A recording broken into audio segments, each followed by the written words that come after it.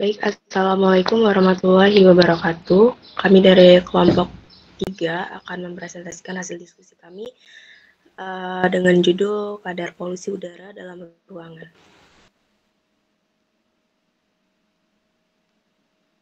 Adapun anggota dari kelompok 3, yang pertama ada Muhammad Amir Aziz, saya sendiri Melisa Ngreini, Kilata Hiraswandi, Ako Violita, Nur Fauzi, Nada Anis Ifaidah. Next.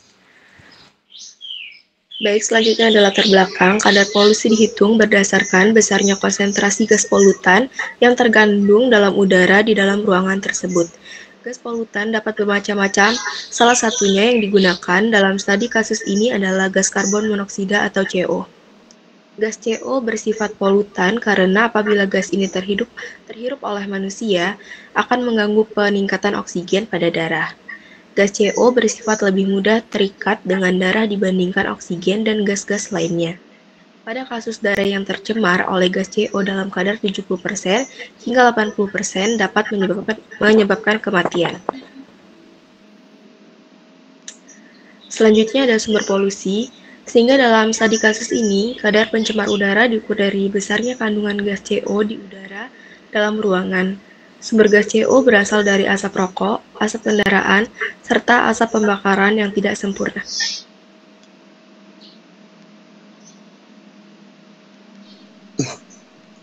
Untuk studi kasus yang diambil yaitu pada suatu restoran yang terletak di tepi jalan raya yang memiliki 3 ruangan.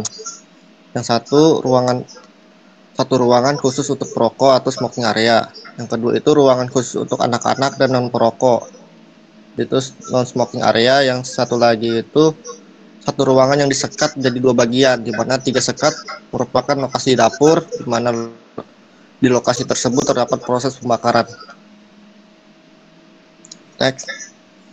Nah, untuk dana lokasi seperti di sebelah kiri, untuk variabel yang terlibat yaitu C sama dengan kandungan gas CO per satuan volume, yaitu miligram per meter kubik.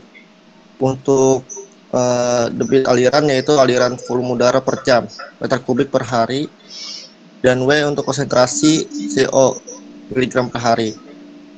Untuk E yaitu difusi percampuran udara antar ruangan, meter kubik per hari. Next. Untuk persamaan yang diketahui seperti yang dilihat, ada 3 ruangan dengan satu ruangan itu sekat 3 dan sekat 4.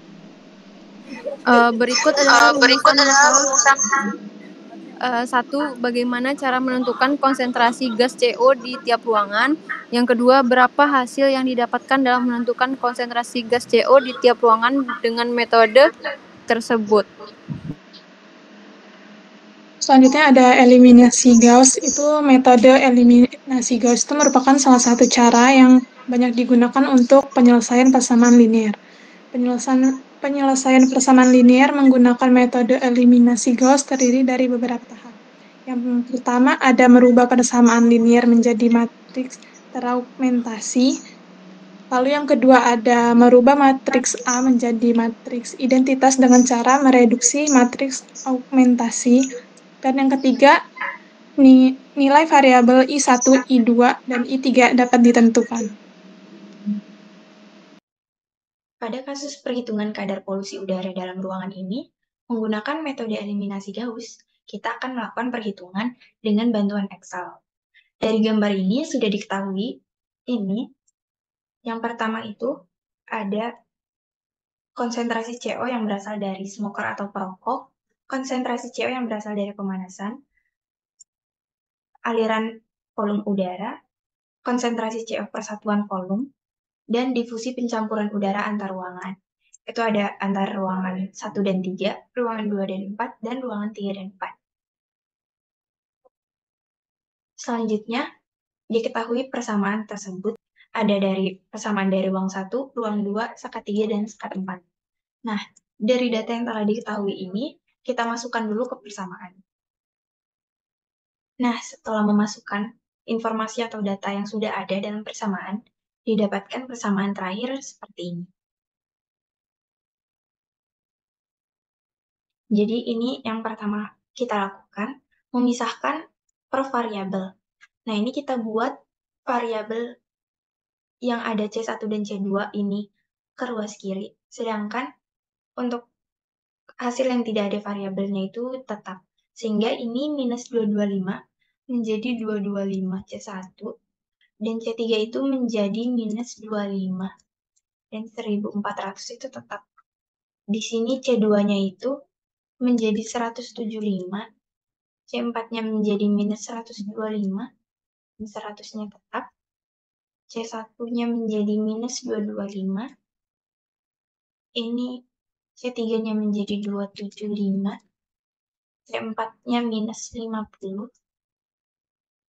Dan di persamaan keempat itu C2-nya senilai 25, C3-nya minus 250, dan C4-nya 225. Nah, setelah didapatkan variabel C di setiap persamaan, kita masukkan ke ini matriks eliminasi Gauss. Nah, ini tadi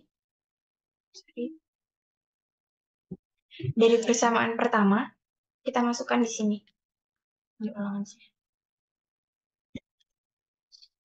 Dari persamaan pertama kita masukkan C1 itu 225, C2-nya nggak ada jadi 0, C3 minus 25, C4 tidak ada 0, hasilnya 1400. Di persamaan 2 lanjut C1 0, C2 175, C3-nya 0, C4 minus 125, hasilnya 100. Lanjut ke persamaan 3 atas cut ketiga itu minus 225, C2 nggak ada 0, C3-nya 275, C4 minus 50, hasilnya 2000. Dan yang terakhir, persamaan sekat 4 itu kita dapat C1 nggak ada, C2 25, C3 minus 250, dan C4 225. Hasilnya 0. Tahap yang pertama dari eliminasi Gauss, kita akan membuat bagian ini itu nilainya 0 semua. Selanjutnya, karena kita ingin mengubah yang C1 nilai ini menjadi 0, di bagian atas itu nggak ada yang perlu dirubah, jadi bisa langsung di copy paste. Ini juga.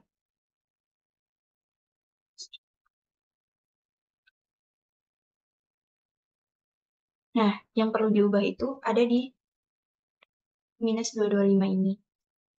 Ini kita bisa gunakan R3 dikurang R1. Ditambah R1. Yang lainnya bisa mengikuti aja. Berarti di sini digunakan R1, R3 ditambah R1. Selanjutnya yang ini juga bisa di-copy aja. Nah, selanjutnya yang diubah itu di C2. Berarti di nilai 25 ini kita ubah menjadi 0. Kita pertama ini bisa di-copy terlebih dahulu. 25 ini bisa kita gunakan R4 dikali dengan 7 dikurang R2. Nah, hasilnya 0, yang lainnya mengikuti di satu barisnya ini dikali 7 dikurang R2. Nah, berarti di sini tadi kita gunakan persamaan 7 R4 dikurang dengan R2. Selanjutnya yang perlu diubah itu ada di R4 aja. Di sini. Yang lainnya bisa kita copy lagi. Ini kita gunakan R4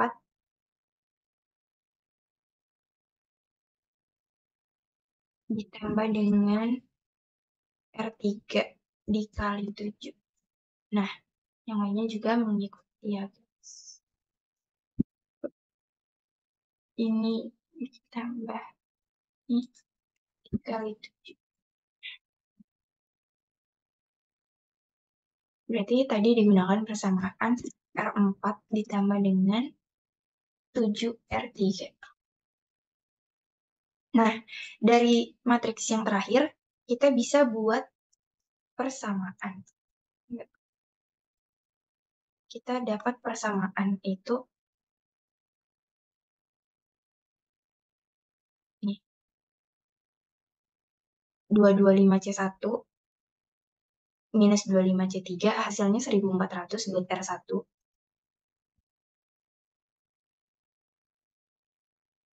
Selanjutnya 175C2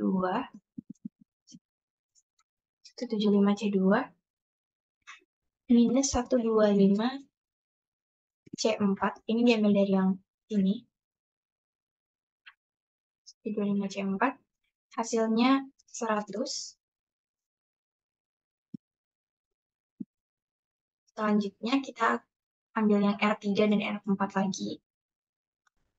Hasilnya 250C3 minus 50C4 sama dengan 3400. Dan yang terakhir itu 1350C4.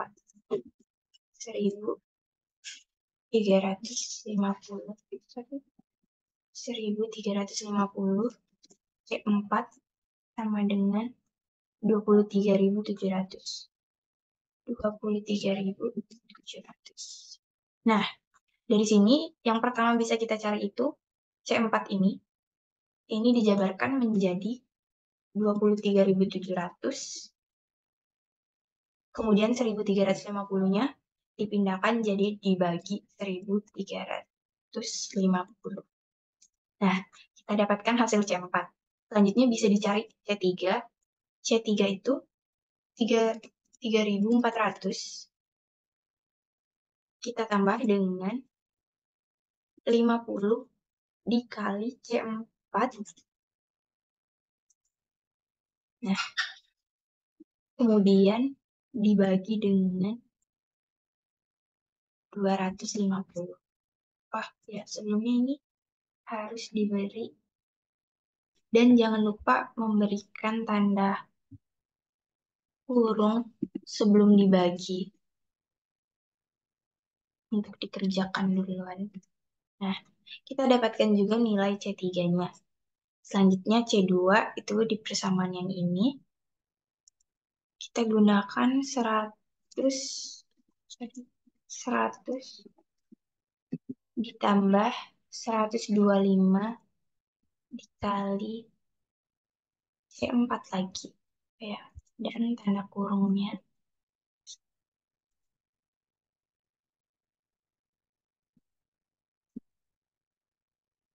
Kemudian dibagi dengan variabel yang menempel pada C2 itu 175.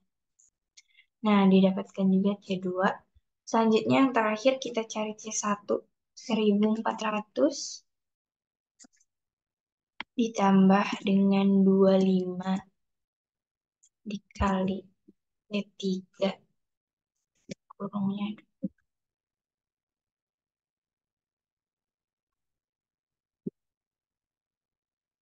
Dibagi 225. Nah, ini kita udah dapat hasil variabel yang tidak diketahui, yaitu konsentrasi karbon monoksida di tiap ruangan.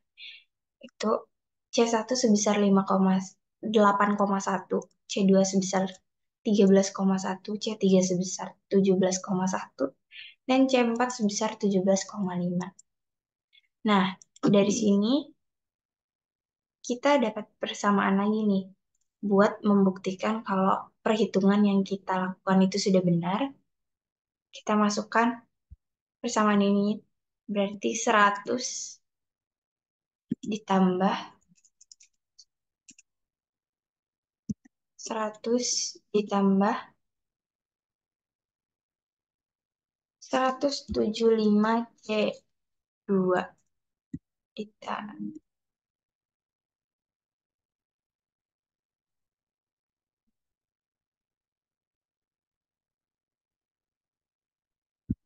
tambah ya ini dikurang 175C2 ditambah 125C4 buat R3 itu 3.400 dikurang 250C3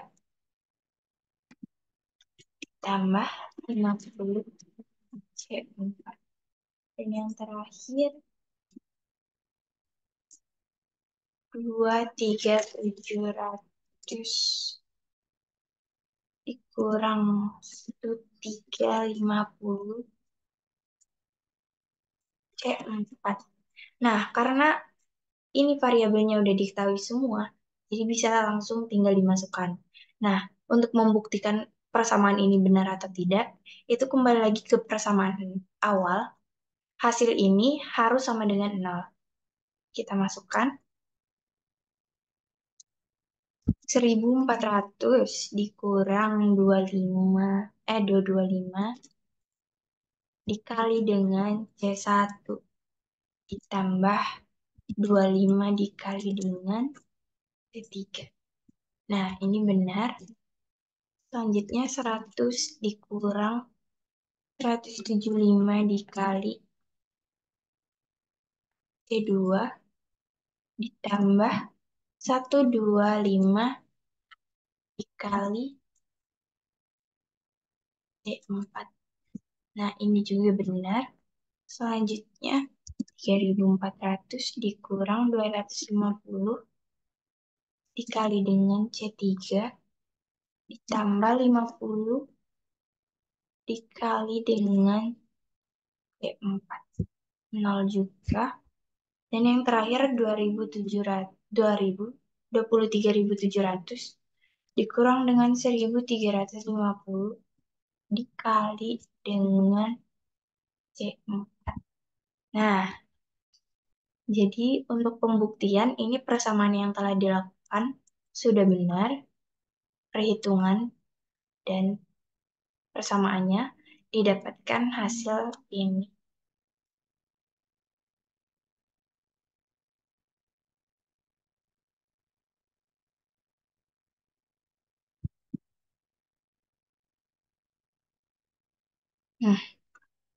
Selanjutnya pembahasan. Dari hasil studi kasus yang sudah diselesaikan didapatkan bahwa angka konsentrasi karbon tertinggi berada pada ruangan 4 yang berhubungan langsung dengan ruangan 3 sebagai tempat pembakaran. Kadar karbon monoksida cenderung lebih rendah dalam ruangan pembakaran karena beberapa faktor yang mempengaruhi proses pembakaran dan pengelolaan gas beracun. Pertama, ventilasi yang baik dalam ruangan membantu menciptakan peredaran udara yang optimal. Hal ini memungkinkan gas-gas hasil pembakaran termasuk CO untuk tersebar dan dihilangkan dengan lebih efisien, mengurangi resiko penumpukan di dalam ruangan. Selain itu, desain dan tata letak ruangan termasuk faktor-faktor seperti perapian dan sirkulasi udara dapat memainkan peran penting dalam sejauh mana CO dapat tersebar dan dihilangkan.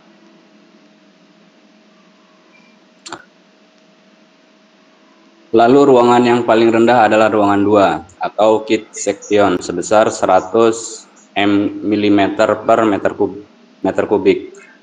Kadar karbon monoksida yang rendah atau tidak terdeteksi di ruangan kit section biasanya disebabkan oleh kebijakan keselamatan dan peraturan yang ditetapkan. Ruangan anak-anak seringkali didesain dengan sistem ventilasi yang baik untuk memastikan sirkulasi udara yang optimal. Ventilasi yang baik membantu menghilangkan polutan udara termasuk karbon monoksida dan menyediakan pasokan udara yang segar. Beberapa